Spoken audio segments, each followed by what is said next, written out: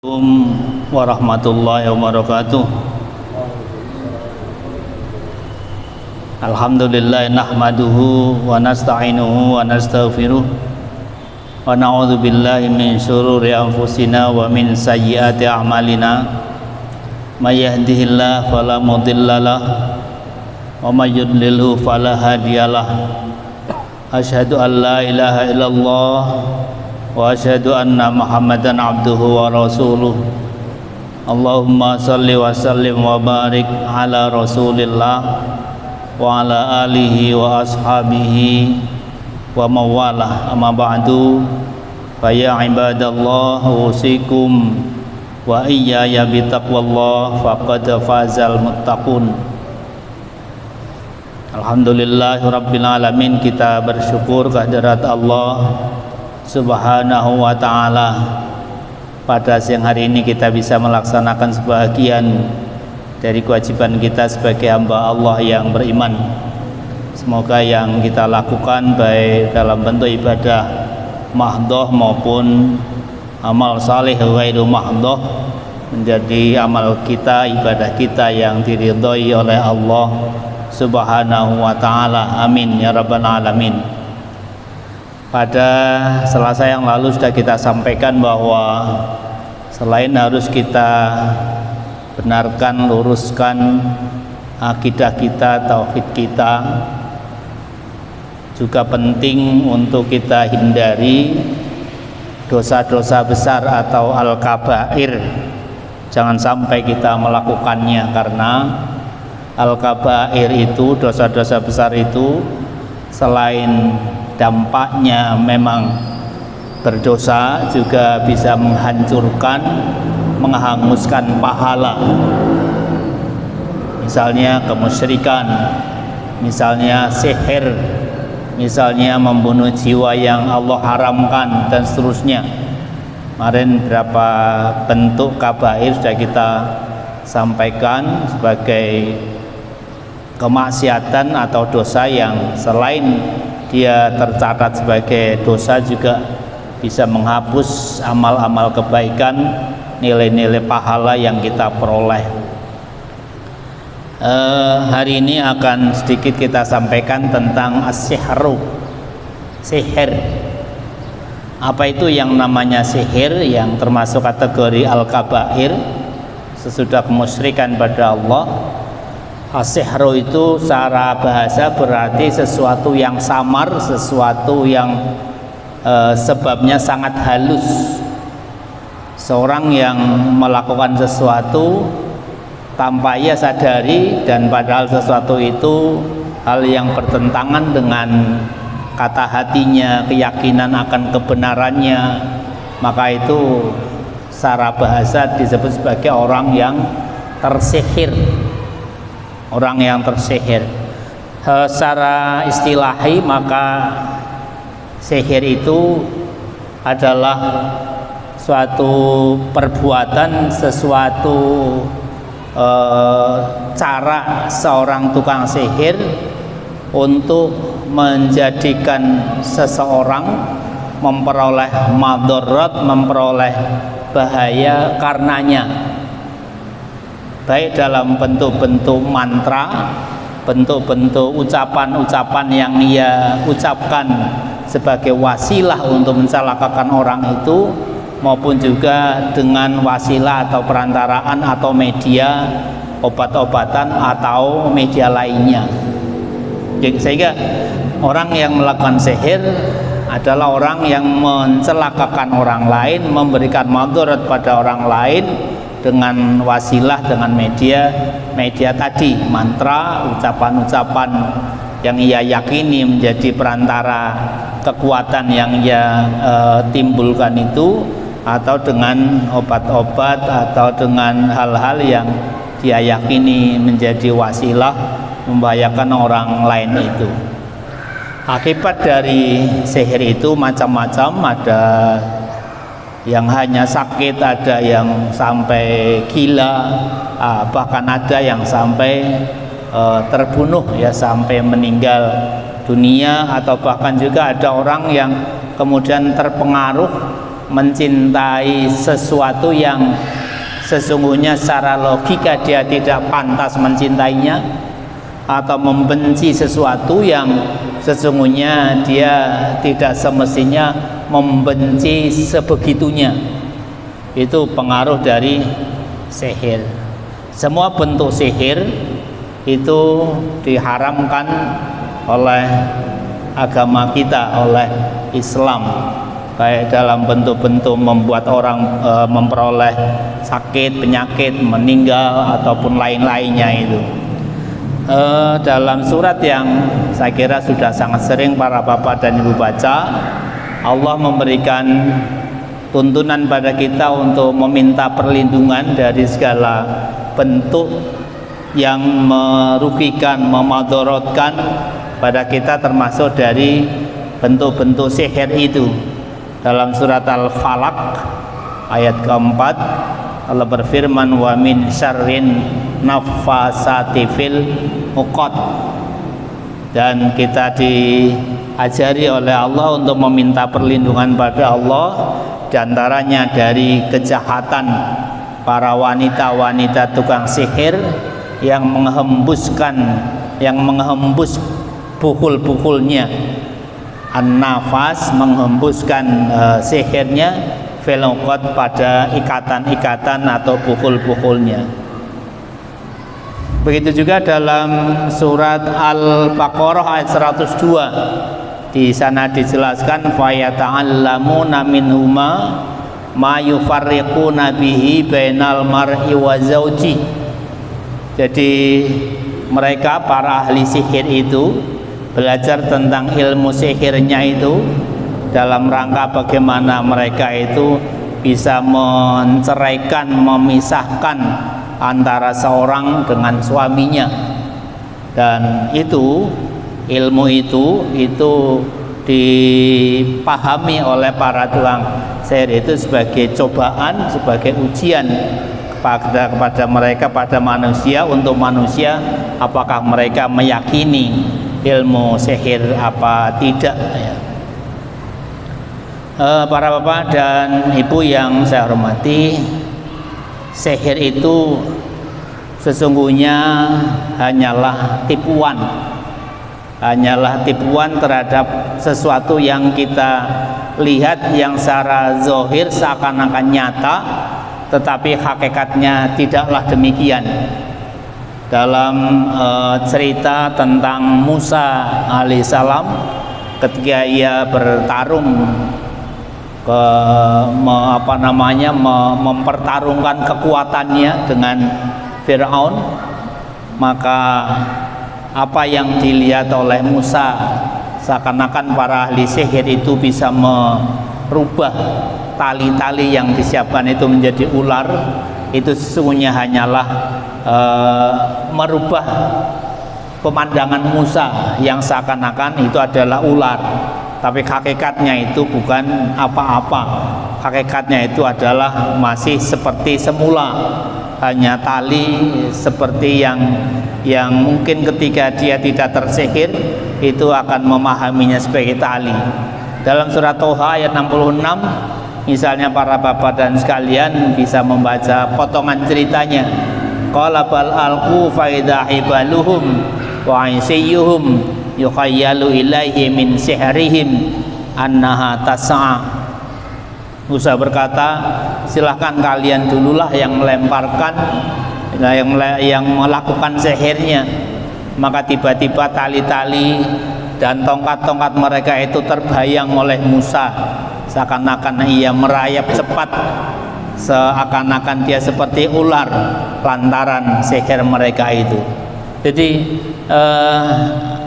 apa yang dilakukan oleh sihir itu sesungguhnya juga adalah hal yang tidak sesungguhnya, hal yang menipu dari apa yang sesungguhnya terjadi itu. Karena itulah maka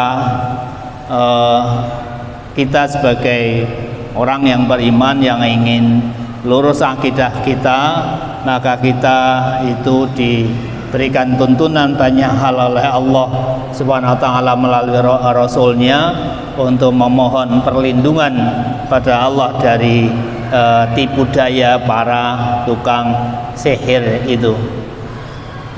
Tentang hukum tukang sihir, maka para ulama berbeda pendapat.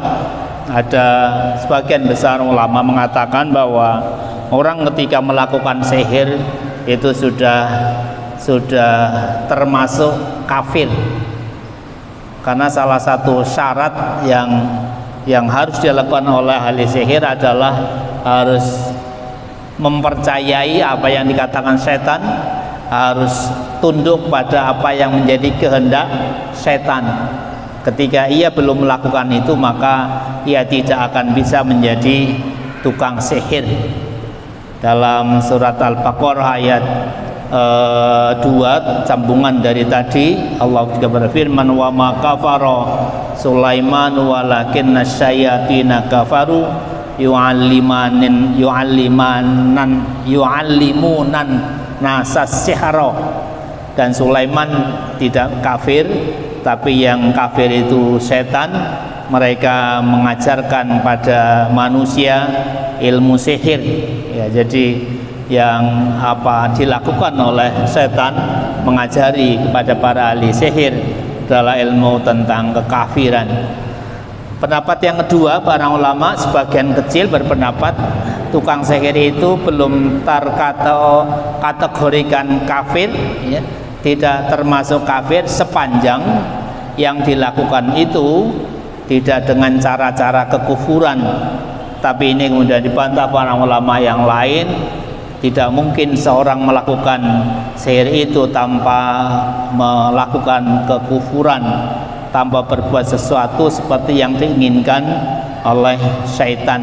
Karena itu jumhur ulama sepakat bahwa tukang sihir itu sudah termasuk kategori kafir terhadap Allah Subhanahu wa Ta'ala. Para bapak dan sekalian, lalu bagaimana cara kita ketika misalnya ada teman kita, saudara kita, keluarga kita yang terkena sihir untuk mengobatinya? Maka tuntunan Rasulullah memberikan pelajaran pada kita. Pertama, untuk mengobati sihir itu, pengaruh sihir itu, maka cara pertama adalah dengan membacakan Al-Quran, doa-doa dan zikir-zikir, membaca kalimat-kalimat thayyibah yang dibolehkan oleh Allah Subhanahu wa Ta'ala. Ada sebuah hadis yang mengatakan bahwa Rasulullah sallallahu alaihi wasallam mengatakan, aridu alayya riqakum la ba'sa birruqa ma lam yakun fihi syirkun. Coba lihatkan padaku bagaimana cara kalian melakukan ruqyah. Kalau itu memang apa yang kalian lakukan itu benar, maka la ba'sa, tidak mengapa itu kalian lakukan. Ruqyah adalah sistem atau cara pengobatan melawan sihir, melawan godaan-godaan setan dengan membaca ayat-ayat Allah, kalimat-kalimat thayyibah atau doa-doa seperti yang dituntunkan oleh Rasulullah sallallahu alaihi wasallam. Ada juga hadis lain yang mengatakan bahwa la ruqyata illa min ainin au hummatin. Tidak ada ruqyah kecuali untuk penyakit karena hasad, karena kedengkian orang, atau karena sengatan binatang, ya. Sehingga ini dipahami para ulama hadis bahwa Rasulullah memperbolehkan kita ketika mengobati sihir, pengaruh sihir dari orang itu dengan cara ruqyah tadi, membaca kalimat-kalimat thayyibah, membaca doa-doa, membaca ayat-ayat Al-Quran. Sebagian ulama ada yang berpendapat bahwa mengobati sihir bisa dengan sihir dengan sihir semisal, tetapi ini bertentangan dengan prinsip pengertian sihir tadi, bahwa ketika kita melakukan sihir itu pastilah ada hal kemaksiatan yang kita lakukan, karena sihir itu termasuk min amali syaiton, karena sihir itu termasuk perbuatan setan. Tetapi ulama minoritas tadi yang mengatakan bisa mengobati sihir, melawan sihir dengan sihir, itu sepanjang sihir itu tidak dilakukan dengan fi maksiatillah, tetapi itu sesuatu yang sangat tidak mungkin untuk dilakukan. Karena itu sepakat para jumhur bahwa mengobati sihir itu tidak harus dengan ayat-ayat Allah, dengan kalimah-kalimah thayyibah, dengan doa-doa yang dituntunkan Rasulullah sallallahu alaihi wasallam. Jangan bahkan mengobati sihir dengan sihir juga.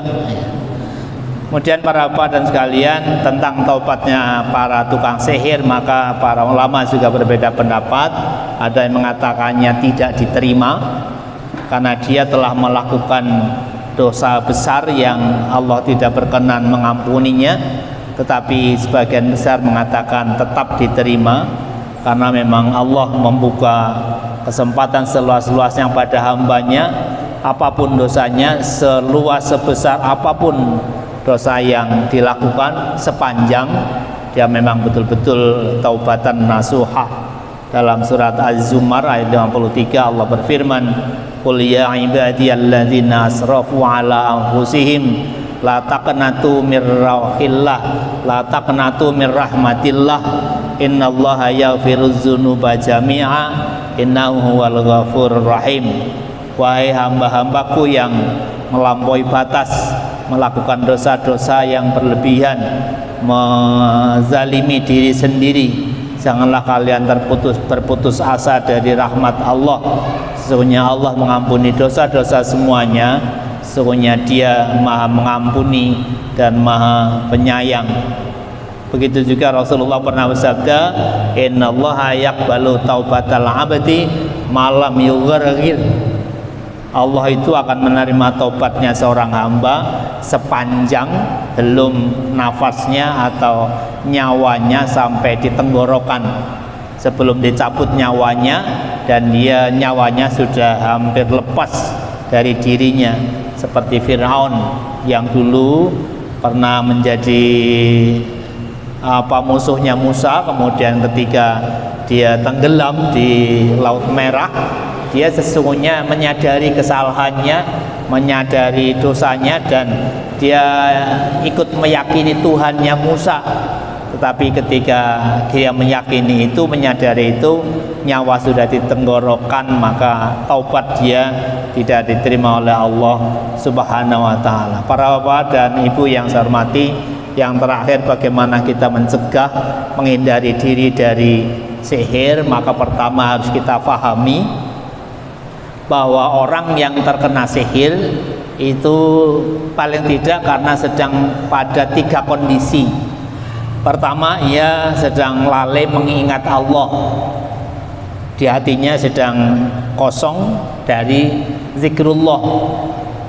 Orang yang sedang lalai dari zikrullah, dia akan mudah terkena sihir. Yang kedua, dia sedang tidak memperhatikan dan bahkan mungkin sedang hilang keyakinannya akan pentingnya ibadah kepada Allah, sehingga hatinya kosong, keyakinannya kosong, komitmennya juga tidak ada untuk bagaimana ta'abudnya, komitmen beribadahnya pada Allah. Sehingga orang yang hatinya sedang kosong sangat mudah terkena sihir. Yang ketiga, orang yang terkena sihir itu orang yang sedang lepas mulutnya, pikirannya dan hatinya dari kalimah-kalimah thayyibah, betapapun itu hanya ada dalam hati. Sehingga orang yang 3 hal selalu melakukannya, dia selalu zikrullah, mengingat Allah, dia selalu ingat bahwa kehidupannya harus untuk ta'abud ilallah, dan yang ketiga, dia juga tidak lepas lesan, hati dan pikirannya dari asma Allah, maka dia tidak akan kena sihir. Sehingga cara kita untuk bagaimana terhindar dari sihir, 3 hal itu harus diperhatikan. Jangan sampai hati kita, pikiran kita itu lepas dari zikrullah. Jangan sampai pikiran kita hati kita itu kosong dari betapa kita adalah hamba Allah yang punya kewajiban untuk ta'abud ilallah. Dalam surat Az-Zukhruf ayat 36 Allah berfirman, wa may ya'shu an dzikrir rahmani nuqayyid lahu syaitonan fahuwa lahu qarin. Barang siapa yang berpaling dari mengingat Allah yang Maha Pemurah, maka baginya kekuatan setan yang akan menyesatkannya, dan setan itulah yang akan menjadi korinnya, yang akan menjadi temannya. Sehingga cara yang paling ampuh untuk bagaimana kita terhindar dari sihir adalah zikrullah. Zikir kepada Allah dalam makna yang sesungguh-sungguhnya, tidak hanya bil lisan, sebanyak-banyaknya membaca kalimat thayyibah tetapi hatinya kosong, ya tidak ngefek begitu. Tetapi baik hati, lisan maupun pikiran kita penuhi dengan zikrullah. Ada juga satu doa yang dituntunkan Rasulullah, dan itu bisa kita baca juga, yang sesungguhnya ini juga sering kita baca ketika kita menjenguk anak yang baru lahir. Rasulullah mengajarkan kita untuk membaca doa, a'udzu bikalimatillahi tammati min kulli syaitonin wa hammatin wa min kulli ainin lammah. Ini sesungguhnya adalah doa agar kita terhindar dari godaan setan, terhindar dari sihir. Sehingga ketika kita menghadiri, mendatangi suatu tempat yang orang-orang meyakini itu tempatnya angker, orang-orang meyakini itu banyak setan, atau dimungkinkan di situ kita kena sihir, kita akan membaca doa ini, a'udzu bikalimatillahi tammah, aku berlindung dengan kalimat-kalimat Allah yang sempurna, min kulli syaitonin wa hammatin, dari segala godaan setan dan binatang-binatang yang beracun, wa min kulli ainin lamah, dan dari pengaruh ain, mata tukang sihir yang buruk. Ini hadis diriwayatkan oleh Imam Bukhari pada nomor 3371. Yang jelas apa yang kita pikirkan, kita ingat-ingat dan kita ucapkan sebisa mungkin adalah kalimat-kalimat ingatan-ingatan pada Allah Subhanahu wa taala. Dengan begitu insya Allah kita akan terhindar dari segala godaan setan, dari segala hal keburukan baik yang ditatangkan oleh tukang sihir maupun yang lainnya. Semoga kita terhindar dari semua kejahatan itu dan Allah melindungi, membimbing kita. Amin ya rabbal alamin. Kurang lebihnya mohon maaf. Subhanakallah wa bihamdika asyhadu an la ilaha illa anta astaghfiruka wa atubu ilaik. Assalamualaikum warahmatullahi wabarakatuh.